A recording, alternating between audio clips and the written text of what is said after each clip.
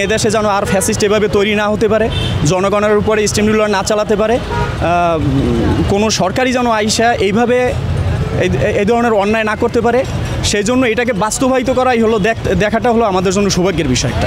রায়ের যে ফাঁসির যে আদেশ, এটা কার্যকর হলেই আসলে বাংলাদেশে বোঝা যাবে যে বাংলাদেশের আইন এবং বিচার সঠিক জায়গা মতো আছে, সঠিকভাবে আইনের প্রয়োগ হচ্ছে। তবে আমার ইচ্ছা বা আশা রায়টা বাস্তবায়িত হয়, খুব তাড়াতাড়ি বাস্তবায়ন হওয়া দরকার।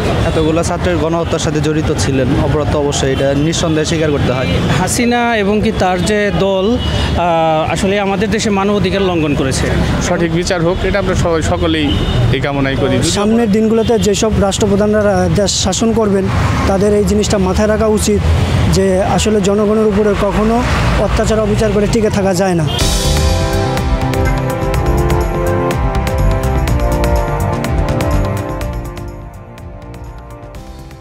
দর্শক, বাংলা এডিশনের নিয়মিত আয়োজন জনমত আপনাকে স্বাগত। আপনার সাথে আছি আমি ফয়সাল আহমেদ।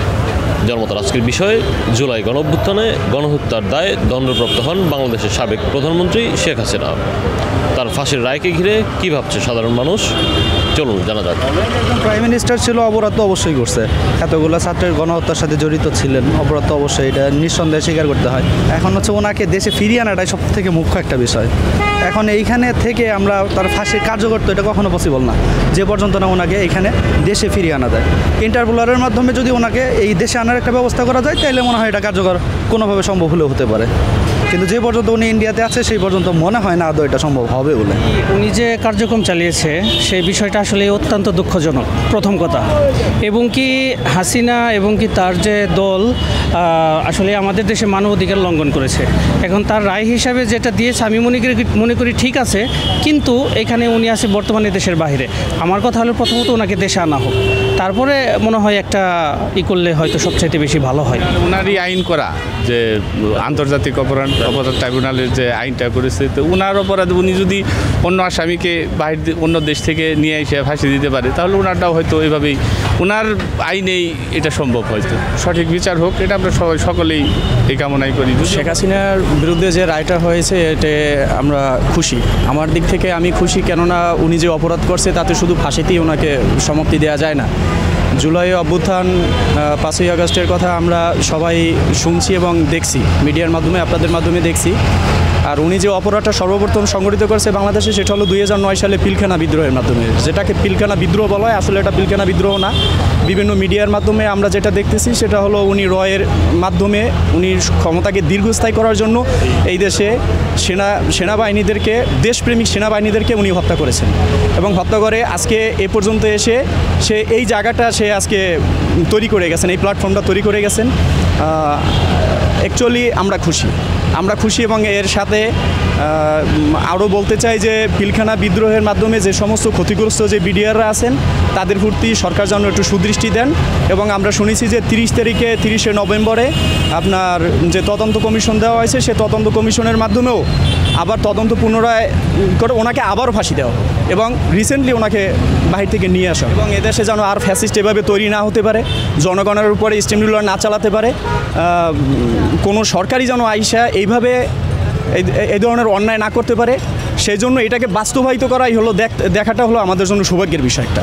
মাত্র 30% টাকায় জমির মালিক হয়ে নতুন বাংলাদেশের গড়ে তোলার স্বপ্ন দেখা বাংলা বসতি। রায়টা আসলে এদেশের সাধারণ জনগণের পক্ষে হয়েছে, আর এটা তো বাস্তব যে সে এই ধরনের নির্মম এবং নিষ্ঠুর একটা হত্যাযজ্ঞ চালিয়েছে। তো সেক্ষেত্রে থেকে রায়টা ঠিক হয়েছে। তবে আমার ইচ্ছা বা আশা রায়টা বাস্তবায়িত হয়, খুব তাড়াতাড়ি বাস্তবায়ন হওয়া দরকার। একজন সাধারণ নাগরিক হিসাবে আসলে আমি এটাই বলতে চাই যে ভবিষ্যতে কেউ যেন ক্ষমতার একদম শিখরে থেকে যে এই ধরনের স্বৈরাচার হয়ে উঠতে না চায় বা না পারে, এজন্য হইলেও রায়টা আসলে বাস্তবায়ন হওয়া দরকার, যে আমরা যেন সবাই শিক্ষাটা অর্জন করতে পারি এখান থেকে। সে যে অপরাধ বা যে অন্যায় করছে দেশের রাষ্ট্র পরিচালনা করতে, 17 বছর মানুষকে কোনো কথা বলতে দেয় নাই, মানুষের জবান কেড়ে নিচ্ছে, মানুষের মনের কথা কেউ বলতে পারে না। সেই হিসাবে আমি মনে করি যে রায়টা কার্যকরী হয়েছে। পরবর্তীতে যারা দেশে রাষ্ট্র পরিচালনা করবে তারা বুঝতে পারবে যে দেশে যদি কোনো অন্যায় অবিচার করে তাহলে এইরকম রায় তাদের নামেও হবে, এটা তো আমি মনে করি। এটা একটা যুক্তিযুক্ত রায় হয়েছে যে সাধারণ মানুষের যেই আশা ছিল আশাটা পূর্ণ হয়েছে। যেই একটা মানুষের উপর একটা অত্যাচার অবিচার হয়েছিল সেটার অবসান হয়েছে। আশা করি যে ভবিষ্যতে আর কেউ এই ধরনের উচ্ছৃঙ্খল বা এই ধরনের মানুষের উপরে জুলুম নির্যাতন করার কোনো সাহস পাবে না। তো এই শিক্ষাটা নিয়ে এই রায়টার উপরে ভিত্তি করে যে শিক্ষাটা মানুষ পেয়েছে যে অন্যায়কারী কখনো প্রশ্রয় পাবে না।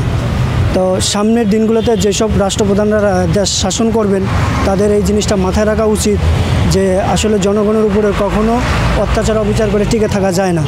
এই রায়টা একটা ঐতিহাসিক রায়। আমি মনে করি যে এখান থেকে সবার শিক্ষা নেওয়া উচিত। গতকালকে সাবেক প্রধানমন্ত্রী শেখ হাসিনার যে রায় আদালত দিয়েছে সেটা আমরা সাধারণ জনগণ মনে করি এর দ্বারা বাংলাদেশে নতুন একটা দৃষ্টান্ত সৃষ্টি হলো যে কোনো সরকার বা ক্ষমতাশীল কেউই ভবিষ্যতে ছাত্র জনতা বলেন সাধারণ মানুষের উপরে এভাবে নির্বিচারে মানুষ হত্যা বা ফ্যাসিবাদ কায়েম এগুলো করতে পারবে বলে মনে হয় না।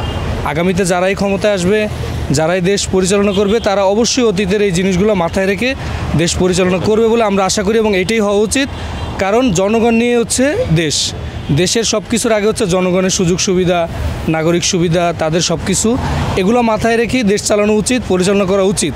এবং শেখ হাসিনার যে রায় হয়েছে এটা আমি ব্যক্তিগতভাবে মনে করি সবাই কম বেশি সবাই আমরা সন্তুষ্ট আছি এবং এই রায় যাতে দ্রুত কার্যকর করা হয় এই ব্যাপারে সরকার অবশ্যই যা যা করণীয় সেভাবে চেষ্টা করবে এবং এই রায়ের যে ফাঁসির যে আদেশ এটা কার্যকর হলেই আসলে বাংলাদেশে বোঝা যাবে যে বাংলাদেশের আইন এবং বিচার সঠিক জায়গা মতো আছে, সঠিকভাবে আইনের প্রয়োগ হচ্ছে।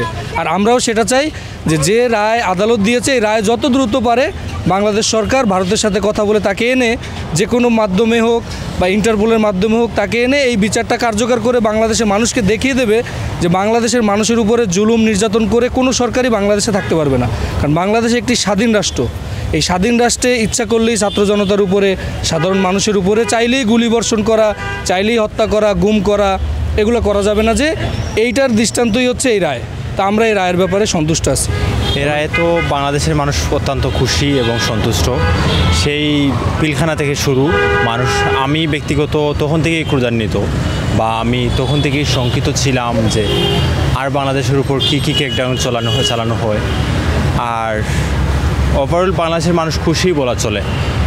যা করছে এতদিন মানুষের উপর স্বৈরশাসন বা মানুষের উপর জুলুম নিপীড়ন এগুলো আসলে কোনো সরকার প্রদান করতে পারে না। এগুলা সরকার হবে, মানুষের সরকার হবে যে মানুষের কথা বুঝবে, জনমানুষের দুর্গুড়া যাবে, ওইরকম কিছু না। উনি হলো রয়্যাল ক্লাস, মানে ওরা সাধারণ মানুষের সরকার ছিল না, ওরা রয়্যাল ক্লাসের সরকার ছিল।